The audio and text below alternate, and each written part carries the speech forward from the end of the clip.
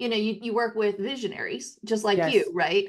Who have the big 30,000 foot view, but they don't necessarily always know how to break it down and put it into these are the steps that we need to make it happen. Or they have such a vision, but need somebody to pull out of them Mhm. the details and pull out of them, well, why are we doing this? And what is this about?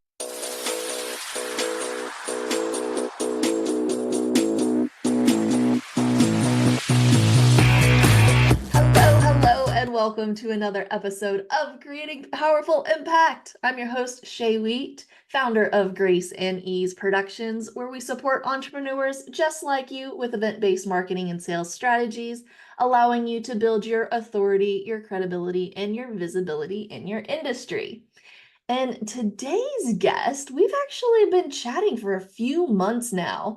You can see me over on her podcast. We were introduced by a mutual friend, but I'm excited to have her here today because Rachel Gogos is the founder and CEO of brandiD, which is an agency that helps you build your brand and your business on the web by aligning your profession with your soul ID.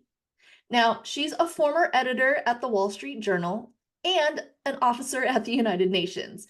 And now she's an author of Build Your Brand, the Soul-Based Guide to Digital Marketing, and host of the Business of You podcast.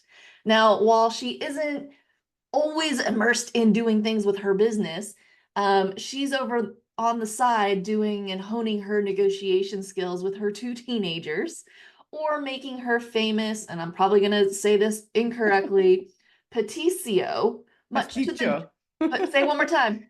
Pasticcio. That's a hard word, so That well word. done. Yeah. Much to the joy of her husband. So please help me welcome Rachel to the Creating Powerful Impact stage. How are you? Good, good. So nice to be here with you today. I'm excited to have you. Okay, what in the world is a Pasticcio. It's pasticcio? like Greek lasagna. It Okay. literally is. It's like a layer of pasta, but there's certain noodles you can buy at the Greek store, which we have here in Pittsburgh, that is kind of thick. And then you put a layer of ground beef and then bechamel. You make homemade bechamel and then bake it all together. Oh, it sounds Really yummy. rich and nummy. It's good comfort food for Right. sure. No wonder your husband's like, yes, please. Can we have that tonight? Can never go wrong with a form of pasta, right? This is so true. So true. Okay, so I want to kind of start to dive into, you mentioned, or like in your introduction, it's the Soul ID. Like Mm-hmm. what is Soul ID framework, and why should a service-based business be thinking about it in the first place? Mm-hmm. So glad you asked that question, truly, because I've had my business for 15 years now. And right, with every client, it's like you also have another case study to see if like your framework, is it still applicable? How do we kind of iterate on it? What has changed in the business world? And I had that conversation with one of my teammates the other day. And where we landed was like, we're really trying to help people get to their professional purpose. Mm. Um, Identity, right? So the name brandiD is the ID is an identity, but it also stands for id, like the id, ego, and superego. And Yeah. id is the part of our personality, according to Freud, that we are born with. So it's like our most core self. So the soul ID framework is what we do with the majority of our clients when we start working with them, whether they're personal brands or they own business brands. We want to help them, but also it needed for our work to stand out, right, from the many, many millions of other websites that land online. We want to get to the core or the essence or the soul of that person and make sure it's embedded throughout, aesthetically, in the copy, in the positioning. Their differentiators lie there, people's convictions lie there, right? Like what their values are. And those are the things that really help us stand out in our business, no matter what industry we're in. Yeah. Well, and it is kind of constantly evolving, right? So like if I'm thinking about it, who I was and my brand was when I started over 10 years ago is totally and completely different. And oh my God, you would die if you saw what that website looked like. compared to now. And probably even now has shifted since I last did the website and Mhm. what I'm putting out there in social media and such.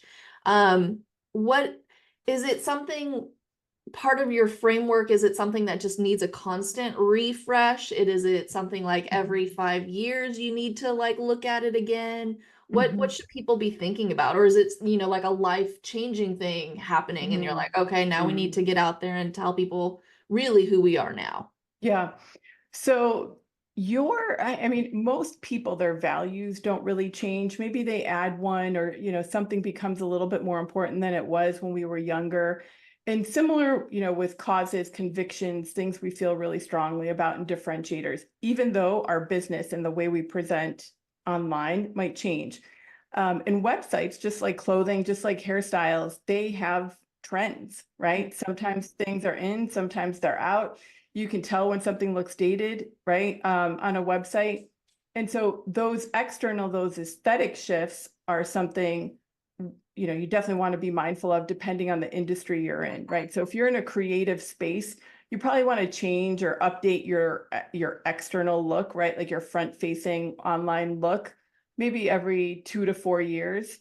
But if you're in an industry, say like a restaurant industry, or you're a financial planner or a wealth manager or a doctor of some sort, your website doesn't have to look cutting edge design. It needs to look professional. It needs to state some of those things we just talked about, like your differentiators, how you, maybe the results you get for your clients, who your target audience is, the services you offer, right? Like those types of things. And if you shift in any of those, you can just update the copy. You don't actually have to change the whole look and feel of your website. Got it. Okay, that makes sense. So if we were to touch on, we were talking a little bit about like the hospitality Yes. and how you were telling your team even that you're like, oh, we need to start including hospitality stuff into the work that we do. And I was asking you if you'd seen this book, Yeah. setting the table and so on and so forth. How did that kind of come about and why are you looking at adding that to your own brand? Well, I grew up in the restaurant industry. Back to the pasticcio. My parents are Greek immigrants. My dad's literally come through Ellis Island into this country many, many years ago. And as many immigrants, the many Greek immigrants, they started restaurants. So that is such a part of my DNA.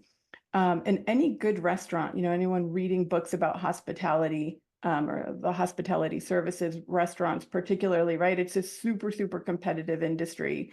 Not many restaurants survive their first year. And aside from the quality of the food and the uniqueness of what they produce, hospitality is a big reason why some thrive and why some die out, right? I mean, if you think about like breaking bread with someone or sharing food with someone, it's such a relationship builder. And even that waiter or waitress, like bringing that food to your table, people, want to, if they're paying a certain amount or like in a particular level of restaurant, though I would argue even in the fast food ones too, you know, people in the restaurant industry, they interact with people so frequently, and they have so much power to make or break somebody's day, right? I mean, if you think of maybe about some of your own experiences. And that is because we are doing such deep work with people. Our team, we're getting to their soul and their core. And I do a lot of like deep dive when I first start working with them. Then we move on to the copywriting. And then our copywriter is like taking another deep dive and trying to get into their voice, etc. People start to feel very vulnerable Mm. in just simply putting a website out there, because we're not just putting your average website out there. We're really trying to put something that reflects you and your business. So I bring that back to the restaurant industry by like, we have to all be so dialed into the people we work with and understand their hopes, their fears, their dreams when they're feeling vulnerable, when they're feeling overwhelmed, because we need to either, back off or offer some help or kind of do things with them versus maybe ask them to fill out a particular form that we've given them. And again, like I just go back to my hospitality roots, because there's so much that needs to be innate in a restaurant owner or a server to provide the best experience for those people eating at your restaurant. I have always felt very strongly about that with our own team. And Mm. I think one thing that sets us apart as a web agency is the service that we provide to our clients. It's one thing that people consistently comment on, is that we make the process fun, and they felt very seen and very heard, and very taken care of. And in fact, we just launched a project yesterday, and the client said to our we used to call her the brand concierge, but she's an account manager, really. Said to her this, and we've been working on this project for 2 years, would never have gotten done without you. And I said, I know, she's like the perfect version of like Mary Poppins, who's pushy, but like also so pleasant, so that's the tie-in. And I just want to start talking about it more because I don't think people always connect those dots. And customer service and the way you make clients feel, especially in today's competitive market, what we're all doing, really can help you be around as a company for the longer term. And actually, I think what you do too is like so full of customer service on your event planning side and even your consulting side. Particularly your events, though. That's high touch, right? High touch, absolutely. And it's like, okay, great. You work with visionaries just like you, Yes. right? Who have the big 30,000-foot view, but they don't necessarily always know how to break it down and put it into these are the steps that we need to make it happen. Or they have such a vision, but need somebody to pull out of them Mm-hmm. the details or pull out of them, well, why are we doing this? And what is this about? Mm-hmm. And then be able to take that information and put it out into the world. And I think that's probably what we both end up doing with our Yeah, clients is pulling it out, putting into the world so that people can understand and take action on it. Because totally. a lot of visionaries are visionary and it's big Yes. picture and it's like a little out here and we need to make it concrete.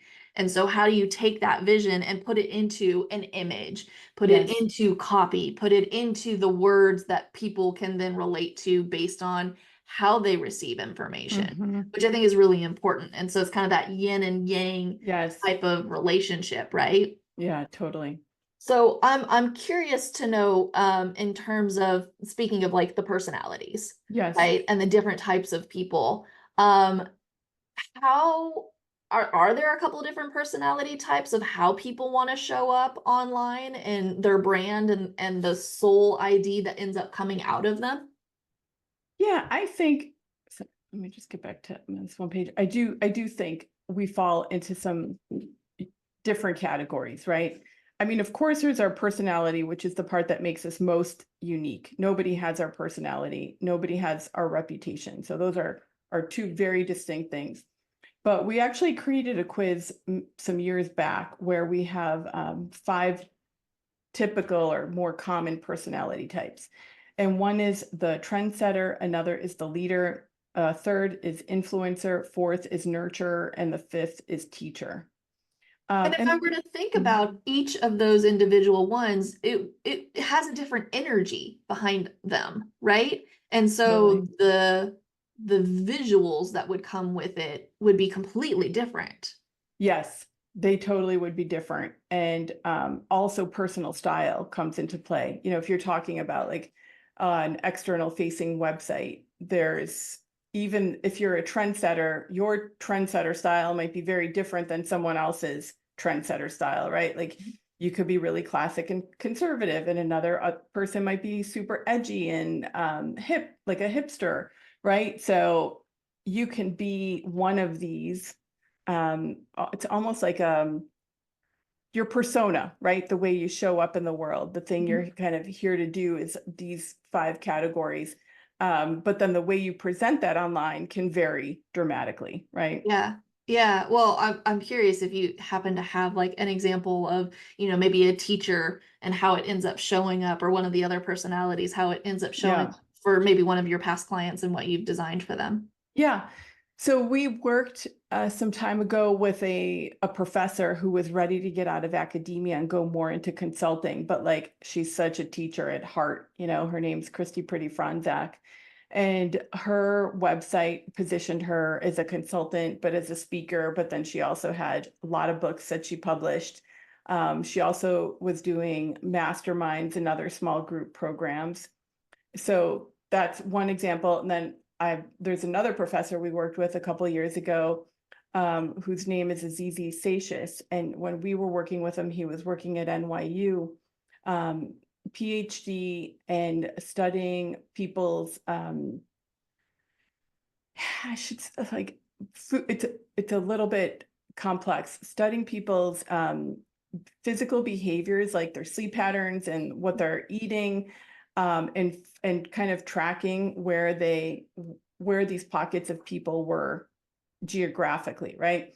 But now he's in Florida. I think, I'm not going to say the university because I don't remember 100%, but now he's head of like this innovation center there, right? So Mhm. still doing something cutting edge and innovative, but really applying his research and he also has an MD, his background in a whole different way. But for him particularly, his website stayed the same because it's just kind of sleek and he's very stylish, but very humble.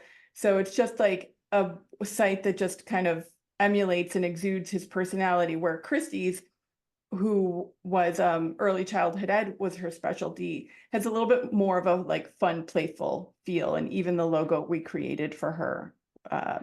had that. Mhm. Yeah, okay. Yeah, and so you're just kind of pulling that out of each person based on the soul ID and what Yes, it is they're doing and who it is that they're serving. So it's a exactly. bunch of different types of Totally. pieces that you kind of have to drill down to really get. You can't just throw something up.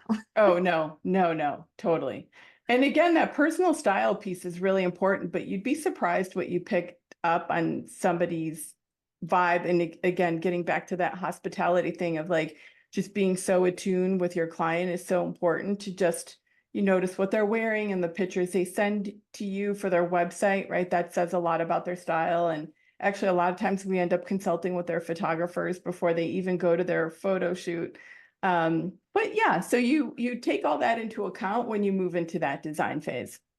Yeah, I'm glad you kind of brought that up because even if you were looking at getting new headshots or, Yes. stylized lifestyle photos, if you don't have an intention about what is it you're looking to portray and Hmm. showcase and bring out in your personality, you're just like taking the normal like here's the Yeah. headshot, your hand on your chin type of thing, and what is that like the real estate, the arms crossed and Right.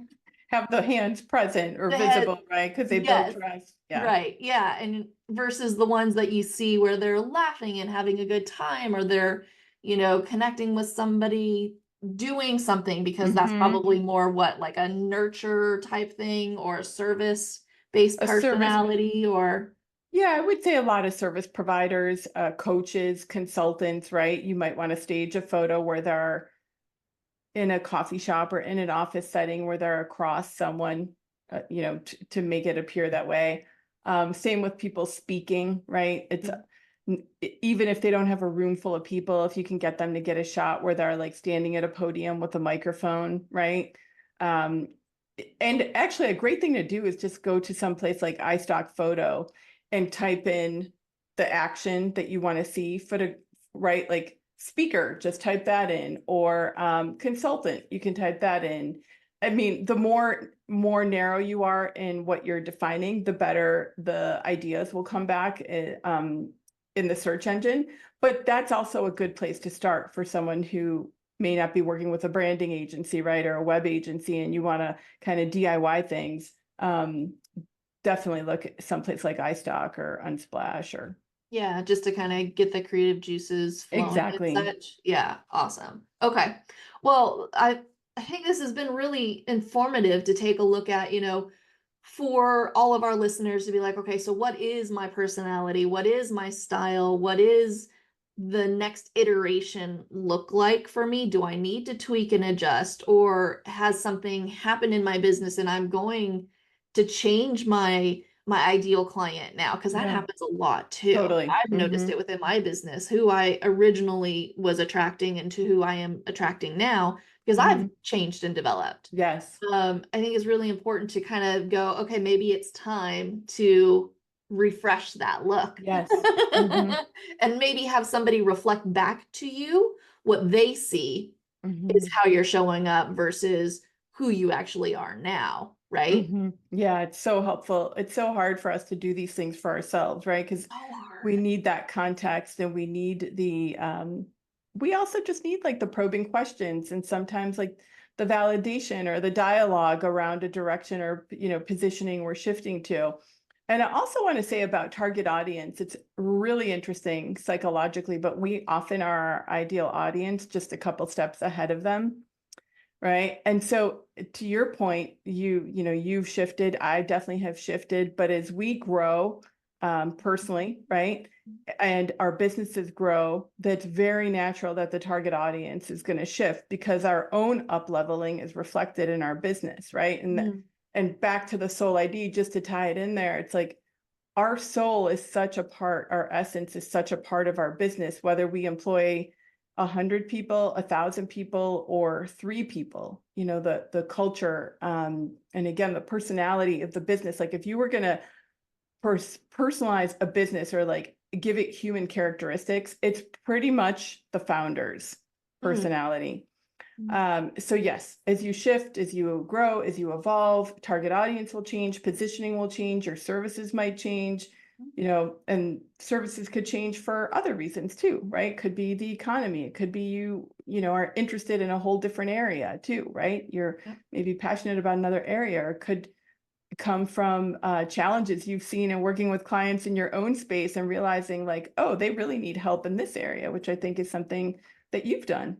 Yeah. Oh, yeah, for sure. Without a doubt. I mean, had the biggest thing for us, big shift, and it needed to happen in the industry was when we went into pandemic and couldn't be in person, Yeah. right?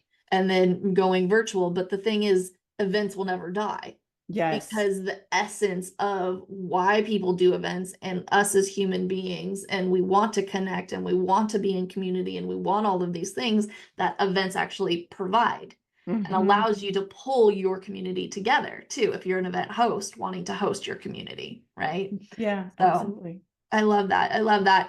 What is the best way, Rachel, for somebody to stay in touch with you? And do you happen to have a gift for us today? Yeah, absolutely. So for the gift, we've got website tweaks, a website tweak guide that you're welcome to download, and we can put that in the show notes, right? That link in the show notes. And we also have this just fun little quiz if you want to take it to see which of those 5 personas you are. It's anecdotal, not science-based, but I have to say, a couple thousand people have taken it, and I often get emails where people are like, yes, I'm a nurturer. This is so me, right? So it'll just give you some tips around ways to enhance your presence online as well, Yeah. depending on where you are. In terms of where to find me, please visit our website. That's at thebrandid.com. There's a spot there where you can schedule just a short discovery call with me if you want to brainstorm around your brand or anything like that. And of course, I'm on Facebook and LinkedIn as Rachel Gogos too. Yeah, well, especially if you end up taking the quiz and you go, okay, I'm a nurturer, I'm a teacher, I'm an influencer, now what? Yeah. Let's brainstorm ideas of what that could look like. And if I were you, I would say, okay, this is my current website. Is this actually reflecting what my personality is showing up as, right? And that might be Yeah. kind of a fun discussion to have with you. Beautiful. Totally, totally. And the user experience, right? That's one thing I Yeah. did forget to mention. That user experience that you provide as a service provider, right? Whether they're working with you on events or working with me on websites, that actually starts at your website. So when Google gives the result after the keywords of whatever somebody types in, that starts on the website. So you want to make sure that your website is in tip-top shape to reflect that same experience they're going to get working with you in person. Perfect. Perfect. Last question for you. What is a takeaway or a memorable note you would like to leave our audience with today? One of my favorite quotes is, "You are your biggest differentiator." And as basic as that might sound, if you think about it, right, there's many other event planners, there's many other web agencies, there's many other physical therapists, right? There's many other wealth managers. But what makes your business unique is you. It's your personality. Again, it's your reputation, it's your skill set, it's all those things we get clarity on in that soul process. So the more you're self-aware and clear on who you are, and again, your differentiators, the more you put that out there, the more your business will attract, even energetically, those right clients to you. Yeah, perfect. Brilliant. Thank you so much for being with us today. And I want to thank our audience for joining us on another episode of Creating Powerful Impact.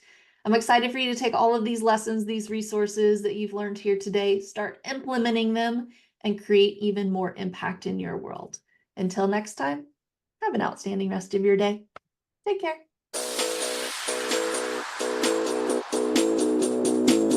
Thank you so much for listening to the Creating Powerful Impact podcast. If you are a successful coach, speaker, author, or thought leader who would like to be on this program, simply visit creatingpowerfulimpact.com/guest. If you are someone who got something out of this interview, would you please do me a favor and share this episode on social media? Just do a quick screenshot with your phone and text it to a friend or post it on your socials. Also, if you know somebody that would be a great guest, tag them on social media to let them know about the show and include the hashtag Creating Powerful Impact. I love seeing all of your posts and great guest selections. We are regularly putting out new episodes and content. To make sure you don't miss any episodes, go ahead and subscribe. Your thumbs up, ratings, and reviews go a long way to help promote the show, and they really mean a lot to me and my team. Want to know more about us? Head on over to our website, graceandeaseproductions.com, or follow me on LinkedIn, Facebook, or Instagram. Just look for Grace and Ease Productions on your favorite platform. Thanks for listening. We'll see you next time.